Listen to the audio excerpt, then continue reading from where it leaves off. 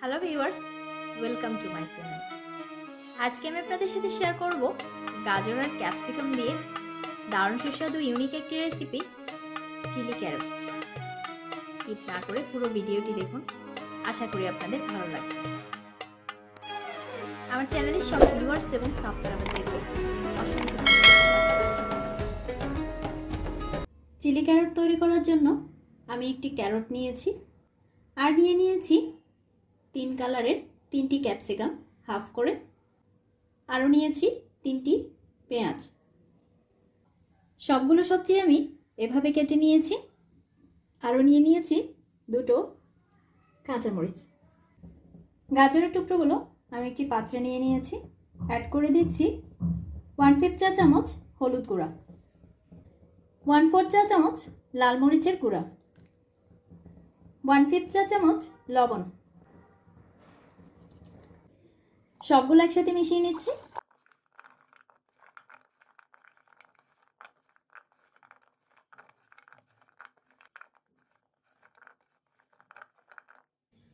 চুলায় একটি পাত্রে পরিমাণ মতো তেল গরম করে নিয়েছি।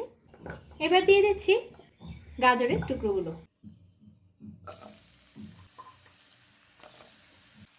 চুলা লো ফ্লেমে রেখে ফ্রাই করে নিচ্ছি।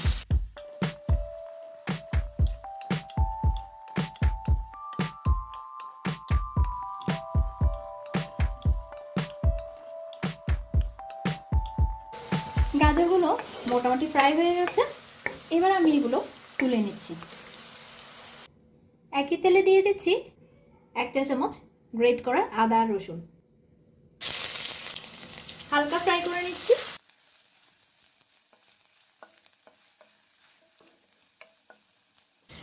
হালকা ফ্রাই করে নেওয়ার পর এবার অ্যাড করে দিচ্ছি পেঁয়াজগুলো।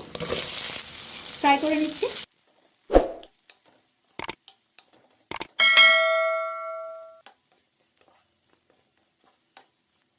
পেঁয়াজগুলো হালকা ফ্রাই করে নেওয়ার পর এবার অ্যাড করে দিচ্ছি ক্যাপসিকামগুলো।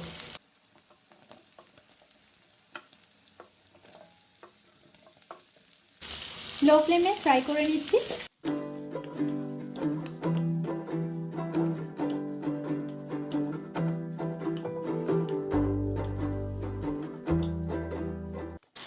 এগুলো মোটামুটি ফ্রাই করে নেওয়ার পর এবার অ্যাড করে দিচ্ছি 1/2 চা চামচ লাল মরিচের গুঁড়া, 1/6 চা চামচ জিরার গুঁড়া, 1/2 চা চামচ সয়া সস দিয়ে দিচ্ছি। 1.5 টেবিল চামচ টমেটো সস। দিয়ে দিচ্ছি 2টো কাঁচামরিচ। এবার গাজরগুলোও দিয়ে দিচ্ছি। চায়ের কাপে মেপে 1.5 কাপ পানি দিয়ে দিচ্ছি। স্বাদ মতো লবণ দিয়ে দিলাম। এবার মিশিয়ে নিচ্ছি।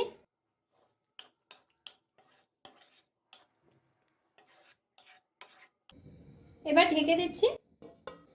চুলা লো ফ্লেমে রেখে 2 মিনিট জাল করে নিচ্ছি। 2 মিনিট পর ঢাকনা তুলে নিলাম। এবার চুলা মিডিয়াম টু হাই ফ্লেমে রেখে জাল করে নিচ্ছি। গ্রেভিটা ঘন হয়ে আসলে অ্যাড করে দিচ্ছি 1/4 চা চামচ চিনি, 1 টেবিল চামচ কর্নফ্লাওয়ার, 1 টেবিল চামচ পানি দিয়ে মিশিয়ে এবার অ্যাড করে দিচ্ছি। নেড়ে চেড়ে মিশিয়ে নিচ্ছি।